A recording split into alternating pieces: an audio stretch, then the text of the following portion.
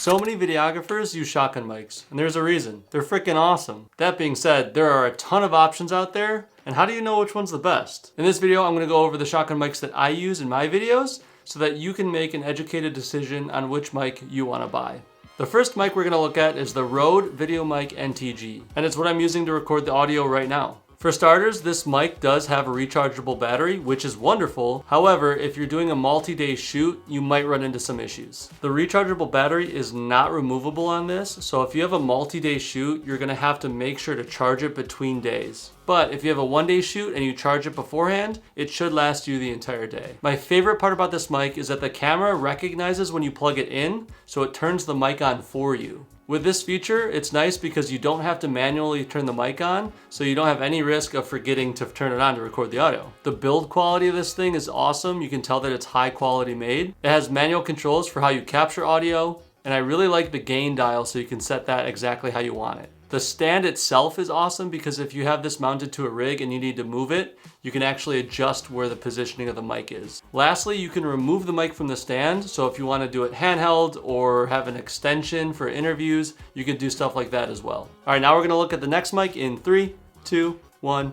And if that wasn't a smooth transition, it's because I had to get up and swap the mics and I don't know if I was exactly in the right place. Anyway, next mic is the Sony shotgun mic, which is awesome. I use this mic in a lot of my personal videos, like vlogs and things like that, because it's super easy to use. All you do is connect it to the camera's hot shoe, and it just uses the battery from the camera to power the mic. It's really nice because there's a lot of settings on the back that you can adjust. You can set it so that the audio is only captured in front of the mic for things like interviews. You can set it to the front and the sides if you want a little extra. Or you can get full 360, which is awesome for vlogs because then you can get the audio from the cameraman too. You also have 3 different levels of noise cancellation, whether you want a ton, just a little bit, or completely off. And if you're in a loud environment, you can also reduce the decibel level in which it records, which is great. Finally, there's an audio level setting that you can either set to manual and change, or if you're lazy like me, just set it to audio and it'll record in which it thinks it should.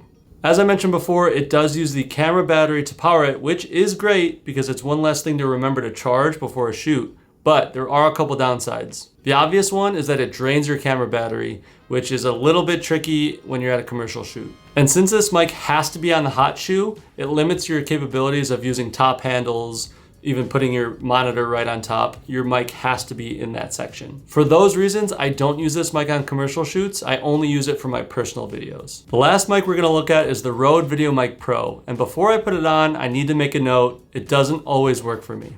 All right, so it took a little bit of twisting of the cable and it seems to be working right now, so I really hope you can hear me. Would I recommend this mic? Probably not. If you're gonna go the route of the Rode VideoMic Pro, make sure to get the Plus, because I have had some issues with this mic. That being said, mine might just be faulty, but I've had some issues with crackly audio, sometimes not even capturing the audio. This one does use batteries, which is another thing to remember to charge, but I haven't charged this mic in months and it's still working. So if you had a multi-day shoot and you had to use a mic like this is gonna last you all the weekend and more. So no worries there, you just have to remember to turn it on. I actually have had a shoot where I forgot to turn it on, and it was kind of brutal because I was missing the audio. So we have to remember to turn these suckers on or else you're gonna miss your audio, and that sucks. So if I had to choose just one of these shotgun mics for the rest of my content, it would be the Rode VideoMic NTG. I think it's the most reliable. I think that the build quality is extremely good, and I really like the audio that comes with it. Not to mention, it's the most universal because you could take it off of the stand and you can attach it to your camera rig, and you don't have to have it in the hot shoe. You can have it, on the side handle if you need to. But if you're just creating content for yourself and not doing any commercial shoots, I would strongly consider getting the Sony shotgun mic. All right, so that does it for today's video. I hope this helped you in your search for a new shotgun mic. Now you can make an educated decision on which one you get. I will catch you in the next video. Later.